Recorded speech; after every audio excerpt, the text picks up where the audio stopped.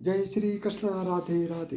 कौन सा है वह खास दिन जिस दिन अगर घर की महिलाएं बाल धो लें तो पूरा घर हो जाता है धनवान। साथ ही हम जानेंगे दोस्तों कि अगर किसी भी खास त्योहार पर महिलाएं बाल न हो न धो सकें तो वह क्या उपाय कर सकती है। माना जाता है कि एक परिवार और पुरुष की सफलता उसके घर की लक्ष्मी पर निर्भर करती है। घर की लक्ष्मी के स्वभाव और व्यवहार के कारण ही उसका घर सुंदर और वैभवशाली बनता है।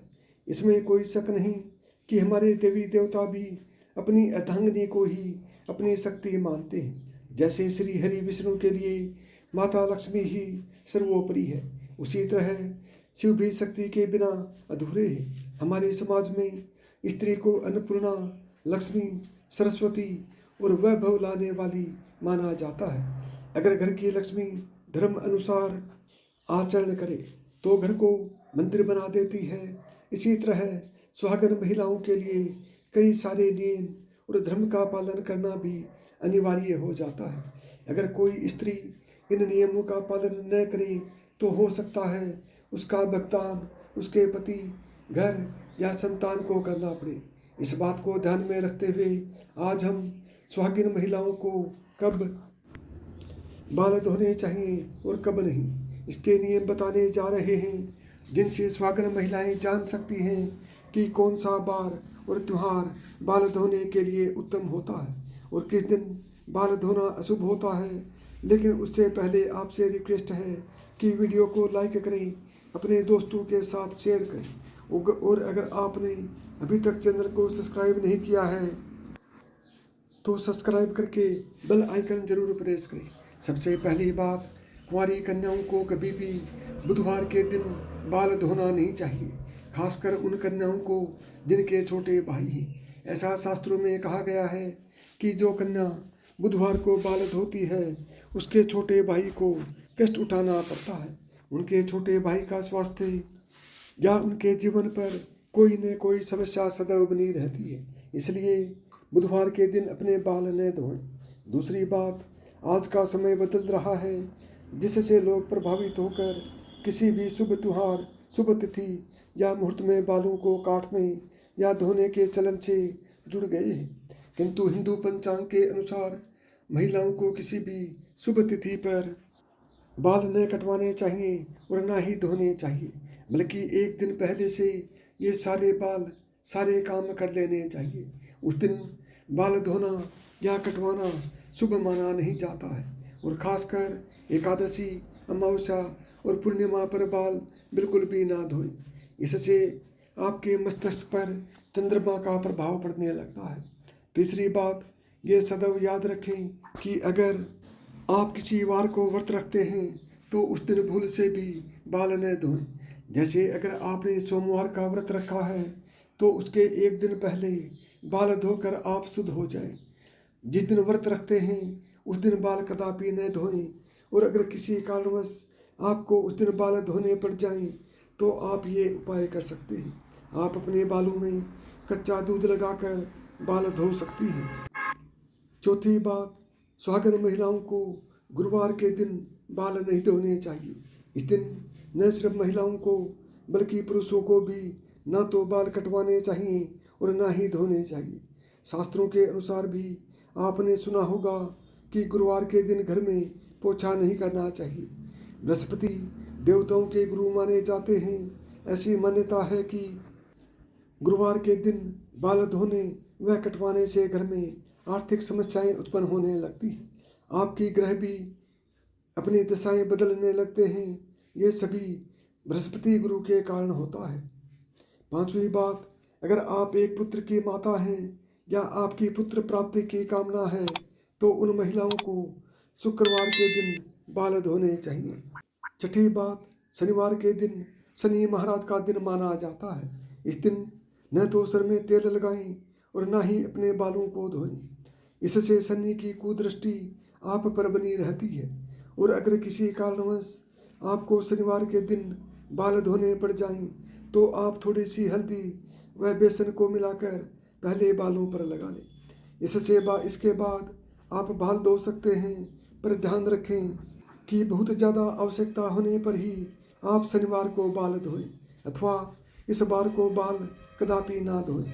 सातवीं बात, स्त्री हो या पुरुष, शुक्रवार का दिन बाल काटने के लिए अत्यंत शुभ माना जाता है। शुक्रवार के दिन बाल धोना भी शुभ माना जाता है। शुक्रवार का दिन माता लक्ष्मी का होता है, इसलिए महिलाएं इस दिन अपने बालों को अवश्य ही स्वच्छ रखें। इससे माता लक्ष्मी की कृपा आप पर अवश्य बरसेगी। शास्त्रों में एक और मान्यता है, सुहागन स्त्री अपनी मांग में सिंदूर भरकर किसी पूजा में शामिल हो सकती है, क्योंकि मांग का हिस्सा गंगा सिंदूर का माना जाता है, जो सुहागन स्त्री के सौभाग्य को दर्शाता है, जिससे स्वयं देवता भी नकार नहीं सकते। हालांकि पुरुष को सदैव नहाने व बाल धोने के बाद ही पूजा में शामिल होना चाहिए, लेकिन सुहागिन महिलाएं बिना बाल धोए सिंदूर लगाकर भी पूजा यज्ञ में शामिल हो सकती हैं।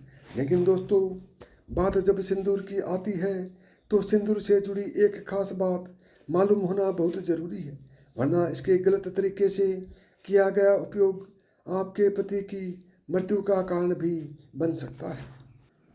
दोस्तों, अगर आपको देखना है कि आपका पति आपसे प्रेम करता है या नहीं, तो ऐसे में आपको अपने पति के हाथों से सिंदूर लगवाना चाहिए और देखना चाहिए कि अगर आपकी नाक पर थोड़ा सा भी सिंदूर गिरता है तो वो आपसे बहुत प्रेम करते हैं। सुनने में फिल्मी लग रहा होगा, लेकिन ये बात बिल्कुल सच है। दरअसल शास्त्रों की माने तो कहा जाता है कि जब कभी पति द्वारा सिंदूर नाक पर गिरता है तो पति पत्नी के प्रेम को दर्शाता है और आने वाले समय में भी उनके रिश्ते और भी ज़्यादा गहरे होते चले जाते हैं। इसके अलावा जब आप खुद से सिंदूर लगाती हैं और अनजाने में अगर वो सिंदूर नाक पर गिरता है तो इसका मतलब है पति की तरफ से आपको कोई खुशखबरी मिलने वाली है। हिंदू धर्म में सिंदूर का बहुत खास महत्व है, लेकिन सिंदूर से जुड़ी यह जानकारी अगर आपको नहीं लगी है और आप भी गलती करती हैं तो आप बहुत भारी संकट में पड़ सकती हैं। साथ ही इसका खामियाजा आपके पति को भुगतना पड़ सकता है। सिंदूर एक महिला के लिए उसके सुहाग की निशानी होती है। जब हम किसी शादीशुदा औरत को देखते हैं तो उसके माथे पर सिंदूर जरूर लगा होता है। एक शादीशुदा औरत को सिंदूर के बिना अधूरा माना जाता है। हिंदू पौराणिक कथाओं में सिंदूर का आध्यात्मिक महत्व माना जाता है। आपको बता दें, कई दफ़ा सिंदूर को माथे पर लगाने के चक्कर में कई बार जल्दबाजी या अनजाने में महिलाएं कई गलती कर बैठती हैं। नंबर 1, मान्यताओं के अनुसार जो स्त्री बीच मांग में सिंदूर लगाने की बजाय किनारे पर लगाती हैं तो उसका पति भी उससे किनारा कर लेता है। पति पत्नी में आपसी रिश्तों में मतभेद बना रहता है। नंबर 2, ये बात तो आप जानते होंगे कि जो स्त्री अपनी मांग के बीचों बीच में लंबा सिंदूर लगाती है तो उसके पति की आयु भी लंबी होती चली जाती है। माता पार्वती का आशीर्वाद ऐसे जोड़े को जरूर मिलता है। नंबर 3, मान्यताओं के अनुसार जो स्त्री सिंदूर को बालों में छुपा लेती है तो उसका पति भी समाज में छिप जाता है और उसके पति को सम्मान नहीं मिल पाता। इसलिए यह कहा जाता है कि सिंदूर को लंबा और ऐसे लगाएं कि सभी को साफ साफ दिखाई दे। सिंदूर से सजी स्त्री सौभाग्य को दर्शाती है और ऐसी महिला की खूबसूरती पर लगते हैं 4 चांद। नंबर 4, माथे पर सिंदूर लगाते वक्त महिलाओं को काफ़ी सावधानी बरतनी चाहिए। ये तय कर लेना चाहिए कि सिंदूर को माथे के बीचों बीच लगाया जाए। अगर किनारे पर कोई महिला सिंदूर लगाती है तो माना गया है कि उसका पति से लड़ाई झगड़ा होने लगता है और पति किसी दूसरी स्त्री की तरफ आकर्षित हो जाता है। इसलिए सिंदूर को हमेशा माथे पर लंबा लगाना चाहिए। नंबर 5, माथे पर सिंदूर लगाते वक्त अगर हाथों से गिर जाए तो अपशगुन माना जाता है। ये आपके रिश्तों में दरार आने का संकेत है। ऐसे में आपको माता पार्वती का ध्यान करना चाहिए और क्षमा मांग लेनी चाहिए ताकि बलाएं टल जाए। नंबर 6, जिससे व्यक्ति को सपनों में सिंदूर लगी स्त्री के दर्शन होते हैं तो बहुत ही शुभ माना जाता है।